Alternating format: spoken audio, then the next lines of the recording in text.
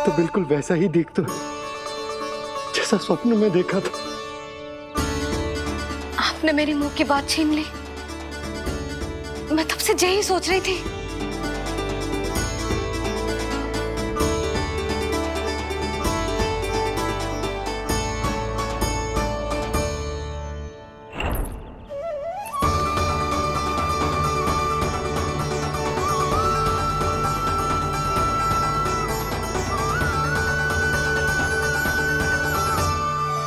कौन हो तुम?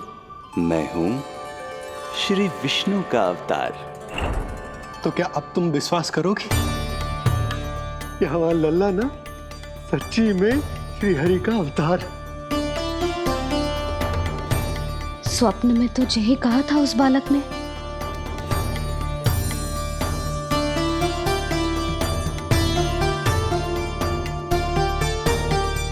और इसकी आंख, नाक, चेहरा, मोहरा सब वैसा ही तो है। ओहो, यदि मैया ने सच में मान लिया कि मैं कोई साधारण बालक नहीं बल्कि अवतार हूँ, तो ये मेरी पूजा करने लगेंगी। इनकी ममता भक्ति में बदल जाएगी। और यदि ऐसा हुआ तो मैं माँ के सहज सामान्य प्रेम का अनुभव कैसे कर पाऊंगा?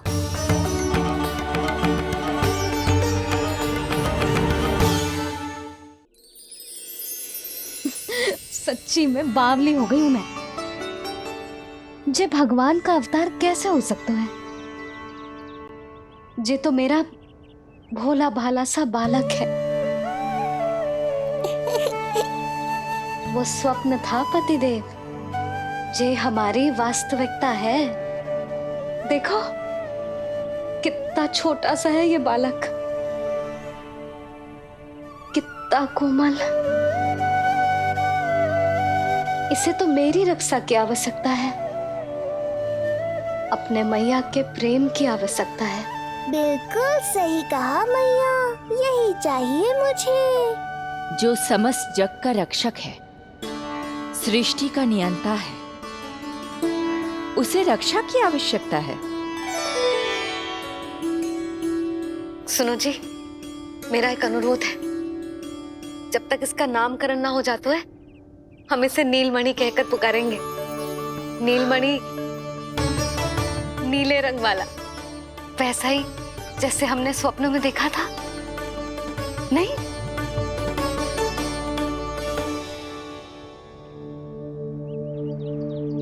नीलमणि, नीलमणि, नाम अच्छा लगा है इसे? नहीं? नीलमणि।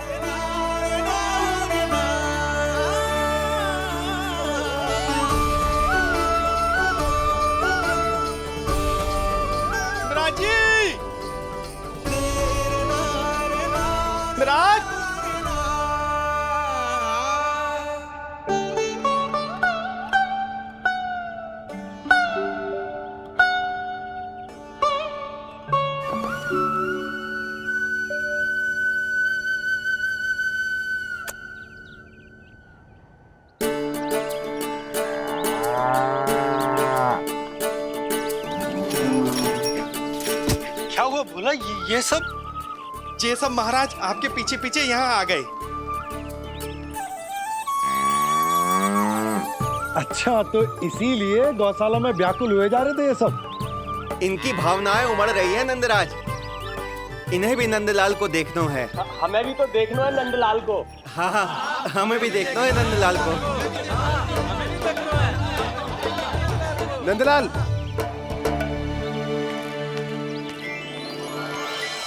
भैया,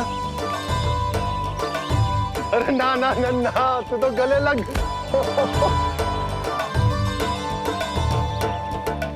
जैसे ही मुझे पता लगो मैं तो दौड़ो चलो आयो। बधाई हो, बधाई हो। अब तो उपनंजी भी आ गए। अब तो दर्शन करा दिए नंदराज। दर्शन करवा दीजिए नंदलाल के।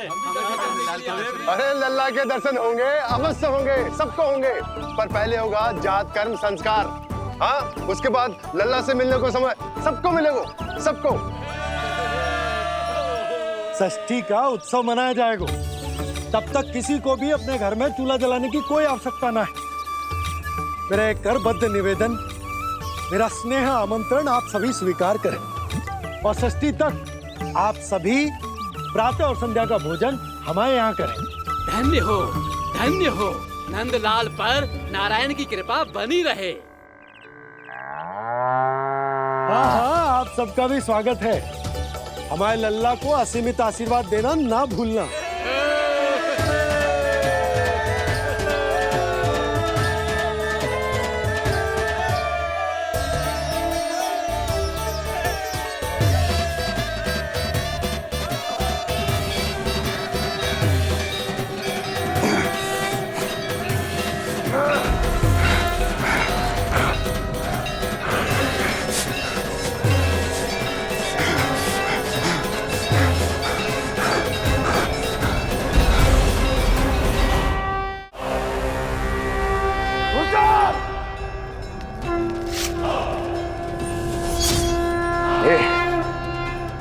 ये ध्वनियां कहां से आ रही हैं?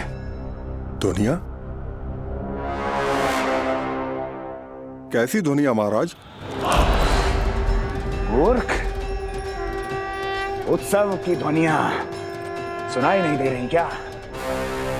अब उत्सव?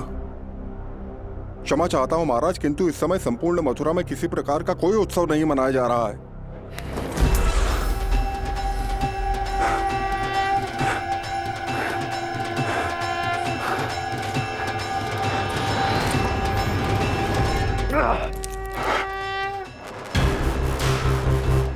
मुझसे झूठ बोलते हो।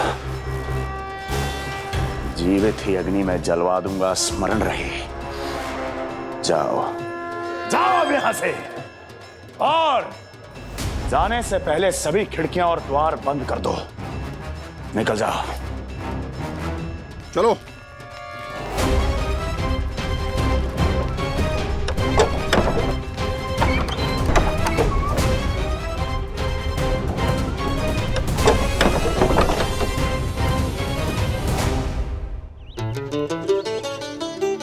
यशोदा, देखो कौन आए हमारे लल्ला से मिलने।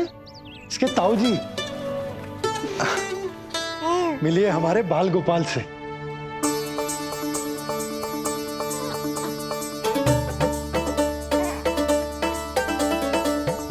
नीलमणि, नीलमणि, नीलमणि, नीलमणि देख ताऊ जी। तुमने इसे मणि कहा है नंद? ये तो सचमुच अत्यंत दुर्लभ मणि ही है। देखो, प्रसन्नता की किरणें फूट रही है इससे। शीघ्र ही इन किरणों की शीतलता दसों दिशाओं में फैल जाएगी। नंद, बहू, तुम्हारो ये लल्ला गोकुल की आशा को चंद्र है। पूरी प्रजा को कंस के असहनीय ताप से मुक्त कराएगा मुझे। सही कहा ताऊ जी, अत्याचारियों का विनाश मेरे जन्म का लक्ष्य है। इसे जन्म देकर चंद्रवंश को भाग्योदय किया है तुम दोनों ने। सदा सुखी रहो।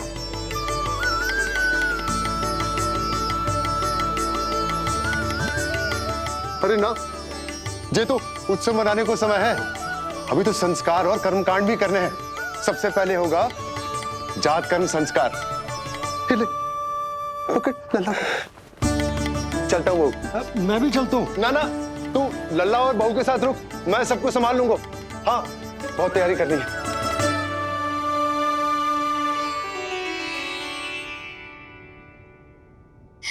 बरसों से हमें संतान के लिए तरसते हुए देखो है उन्होंने, इसीलिए उनका मन भरा। हमें बताई ना, परंतु श्री नारायण से वे हमेशा मन ही मन प्रार्थना करते थे हमारे लल्ला के लिए। लो कर लो बात। आप दोनों तो मेरी ओर ध्यान ही नहीं दे रहे। आपका ध्यान कैसे आकर्षित करना है पता है मुझे। उनके प्रसन्नता की तो सीमा ही ना थी। उनका बस चलता तो